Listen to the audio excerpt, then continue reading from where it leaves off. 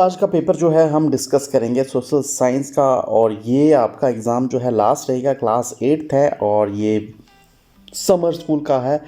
उससे पहले मैं आपसे एक बात कहना चाहता हूँ कि ये सारे के सारा पेपर जो है सोशल स्टडी का, और इससे पहले जो भी हमारा पेपर हुआ था वो मैम कंचन जो हमारे एक कलीग हैं उन्होंने बहुत हेल्प कराई है। तो उनके लिए जो है वो आप कमेंट बॉक्स में ज़रूर थैंक्स कहें, और मैं भी अपने चैनल की तरफ से उनका बहुत बहुत धन्यवाद करता हूँ। तो मैडम कंचन का एक बार बहुत बहुत धन्यवाद जिन्होंने इससे पहले भी जो पेपर आपका आया था उन्होंने काफ़ी हेल्प की थी। उन्होंने सॉल्व करने के पूरी की पूरी 100% जो है अपना सहयोग किया था। तो ज़रूर उनके लिए आप कमेंट करें और उनका थैंक्स कहें। और एग्ज़ाम जो है आपका बहुत अच्छे जाएगा, और पीछे भी गए हैं तो काफ़ी हेल्प मिली है। उससे पहले वीडियो स्टार्ट करने से पहले लाइक तो आपका बनता है, और अगर आप नए हैं तो ज़रूर सब्सक्राइब करें अपनी क्लास चैनल आगे भी जुड़े रहने के लिए।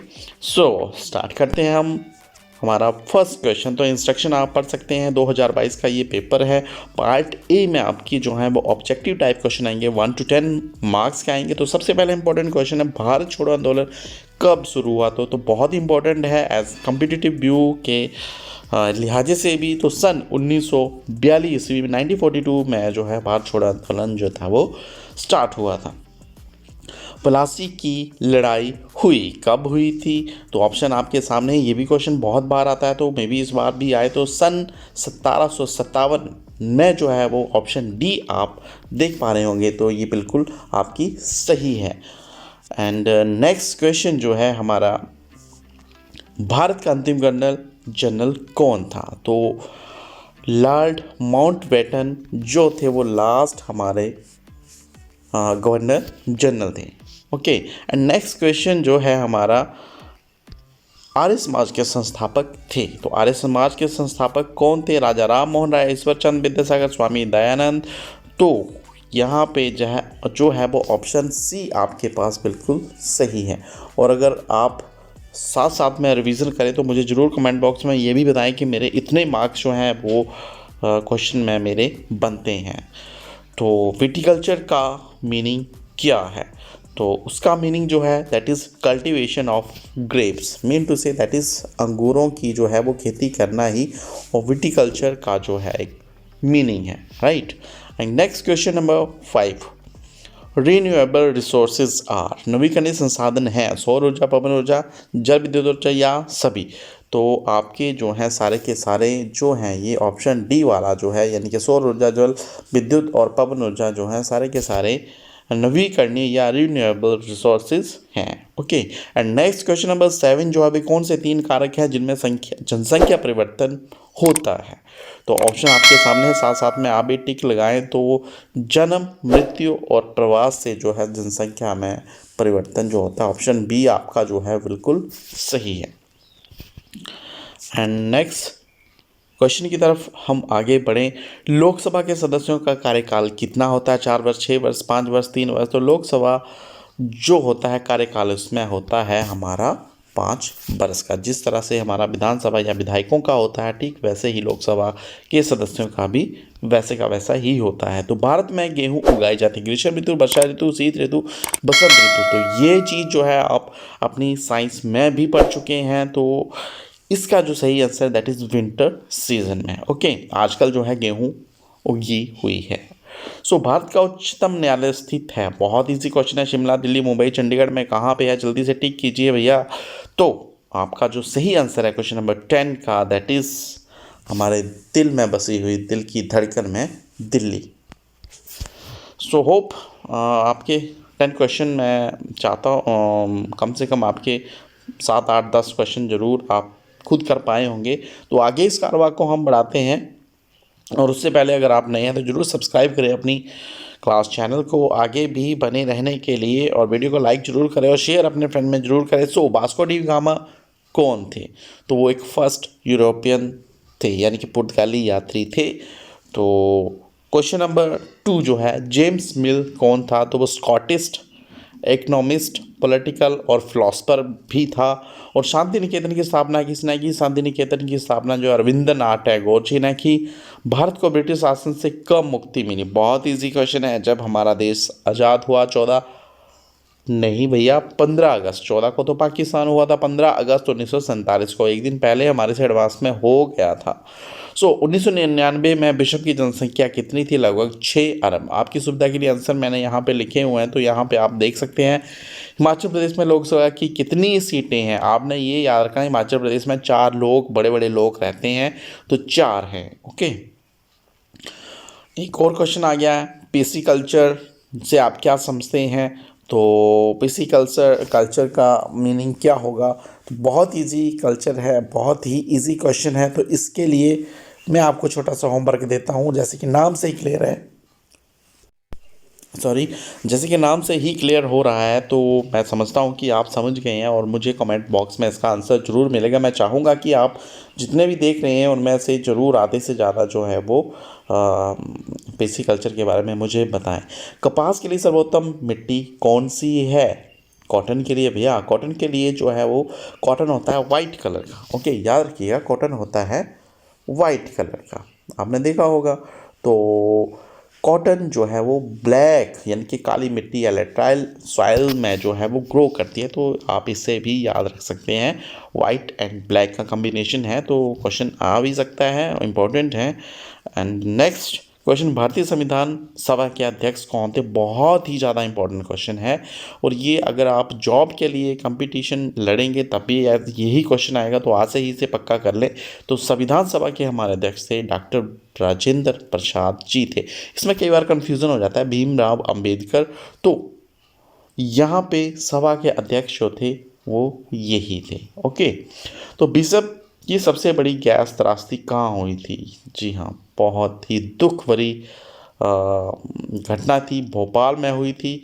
और किस गैस के लीक होने से हुई थी, ये भी कई बार क्वेश्चन पूछ लेता है। तो I think iso methyl propyne. तो आप इस क्वेश्चन को भी ज़रूर थोड़ा डिटेल में देख लें, भोपाल में हुई थी और कौन सी गैस जो है वो निकली थी।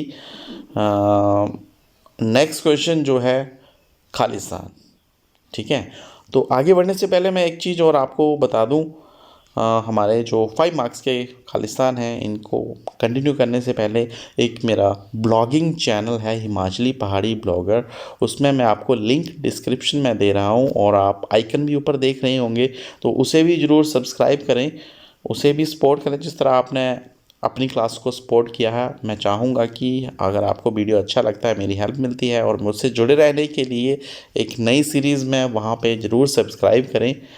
और बढ़ते हैं आगे। हैदर अली और टीपू सुल्तान मैसूर के शासक थे। अंग्रेजी के सीट शब्द क्या कहाँ से है? छींट शब्द से जो है वो छींट शब्द से निकला है। प्रश्न अगला है हमारा अपनी क्लास, अपनी ही कहूँगा मैं, जो करना होगा आप करेंगे, इसके बाद शायद नेक्स्ट वीडियो में मिलें। पृथ्वी पर संस्थानों का वितरण खालिस्तान है, आसमान, राइट। विश्व में तांबे का अग्रणी उत्पादक देश दक्षिण चिली। एंड नेक्स्ट क्वेश्चन, भारत के वर्तमान राष्ट्रपति कौन है? तो आप सभी सर नेक्स्ट क्वेश्चन जो है हमारा सही मिलान कीजिएगा, 1 to 5 मार्क्स का ये आपका रहेगा, तो जल्दी से इसका मिलान कर लेते हैं आपकी सुविधा के लिए। वैसे मैंने किया हुआ है, लेकिन फिर भी रानी चेन्नम्मा जो है वो आपका ई से दांडी यात्रा आपकी कब स्टार्ट हुई थी? तो वो आपकी 12 मार्च 1930 को। कॉफ़ी जो है वो कॉफ़ी के लिए ब्राज़ील कंट्री जो है वो बहुत मशहूर है, आपने शादी में डांस किया होगा, उसमें एक ब्राज़ील सॉन्ग लगता है, तो वो ब्राज़ील की बात कर रहा हूँ, वहाँ पे भी मेंशन ब्राज़ील का ही है। तो कॉफ़ी जो है, कॉफ़ी उत्पादक अग्रणी यानी कि नंबर 1 पे that is Brazil. Jallianwala Bagh हत्याकांड कब हुआ था? बहुत ही दुखदाई ये घटना थी हमारी, बहुत सारे लोग जो थे वो अमृतसर जो जलियांवाला बाग है, एक पार्क कह ले, वहाँ आज भी लोग जाते हैं और लोग कहते हैं कि कई बार वहाँ पे वो चीखें आज भी जो है वो सुनाई देती हैं, जो अंग्रेज़ों ने उस टाइम हमारे लिए, हमारे लोगों के साथ जो किया था, वो आज भी उनकी आत्माएं तड़पती हैं, ऐसा सुना है मैंने। अगर आपको जाने का मौका मिले तो ज़रूर वहाँ जाइएगा, जलियांवाला बाग अमृतसर में। सही गलत ये आपके 4 मार्क्स के रहेंगे। मुग़ल साम्राज्य 18वीं सदी में मजबूत होता गया, जी नहीं, ये फॉल्स है। अशोका का जापान का मैनचेस्टर कहा जाता है, बिल्कुल सही है। और जल संरक्षण आवश्यक है, सत्य है, बिल्कुल ज़रूरी है। अगर जल को आप नहीं बचाओगे तो बहुत मुश्किल हो जाएगी। गर्मियाँ आने वाली हैं तो वहाँ पे हमें पता चलता है जल की कीमत क्या है। नायलॉन एक प्राकृतिक रेशा नहीं है, बिल्कुल सही कहा। नायलॉन, अगर साइंस भी आप ध्यान से अगर वो क्वेश्चन याद होगा तो नायलॉन जो है वो मैन मेड यानी कि संश्लेषित रेशा है। ओके। और भाग ख जो है वो अति लघु उत्तरदायी प्रश्न है, 2 मार्क्स के रहेंगे। तो आप देख लीजिएगा कि कौन कौन से इंपॉर्टेंट है, तो आपकी एक समझ बन पाएगी। बंडान क्या है? झांसी की रानी लक्ष्मीबाई की ऐसी क्या मांग थी जिसे अंग्रेजों ने ठुकरा दिया? राम मोहन राय ने कितनी सामाजिक विचारों का समर्थन किया? ईसाई धर्म अपनाने वाले के हितों की रक्षा के लिए अंग्रेजों ने क्या किया? तो आप क्वेश्चन देखेंगे और आपको एक आइडिया हो पाएगा किस तरह के क्वेश्चन जो है इंपॉर्टेंट है, तो इन्हें ज़रूर देखें। विंटर स्कूल का अपलोड मैंने कर दिया है आपके लिए पेपर, और ये जो है समर स्कूल का था। बहुत सारे कमेंट आ रहे थे कि समर का नहीं डालते हैं, तो आपकी चॉइस पे। तो मेरा भी कहा ज़रूर मानिएगा, अपनी क्लास को लाइक, सब्सक्राइब और शेयर ज़रूर कीजिएगा। और मेरा नया हिमाचली पहाड़ी ब्लॉगर चैनल, उसे भी सपोर्ट कीजिएगा, सब्सक्राइब कीजिएगा, तो मुझे बहुत खुशी होगी। सो क्वेश्चन नंबर 7 जो है आपका 3 मार्क्स का रहेगा। आप देख सकते हैं इसमें कौन कौन से इंपॉर्टेंट क्वेश्चन है। और आपका जो पार्ट सी है that is long answer type question, 4 marks के ये जो रहेंगे, 3 क्वेश्चन रहेंगे, सॉरी 4 क्वेश्चन रहेंगे और 3 मार्क्स के हैं। सो आप देख पा रहे होंगे कि ये सारे क्वेश्चन जो इंपॉर्टेंट है। और 9वां क्वेश्चन जो आपका फिर से 2 मार्क्स का आएगा, 10 मार्क्स का आएगा। तो आप देख लीजिए कि ये आपको ऑप्शन में मिल रहा है और ये शायद लास्ट ही क्वेश्चन रहेगा। तो इसके बाद आपका मानचित्र पार्ट डी मैप में आएगा। निम्नलिखित में भारत के रेखा मानचित्र में भरे पंजाब, जम्मू कश्मीर, बिहार। पंजाब तो आप अच्छे से प्रैक्टिस कर लें, शिमला को भी कर लें, जम्मू कश्मीर को भी कर लें, क्योंकि हमारे साथ के राज्य बिहार में भी आए ना आए, लेकिन पंजाब, हिमाचल, शिमला, ये सारी चीज़ें आप देख लें। निम्नलिखित विश्व के मानचित्र पर पाकिस्तान, हिंद महासागर और अफ्रीका जो है वो आप देख लें।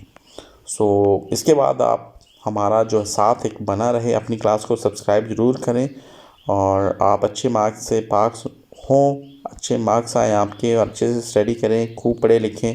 ये हमारे चैनल की तरफ से आपको शुभकामनाएं हैं। और आगे भी हमारा एक रिश्ता बना रहे उसके लिए सब्सक्राइब ज़रूर करें और मैडम के लिए थैंक्स ज़रूर करें। So thank you and have a nice day.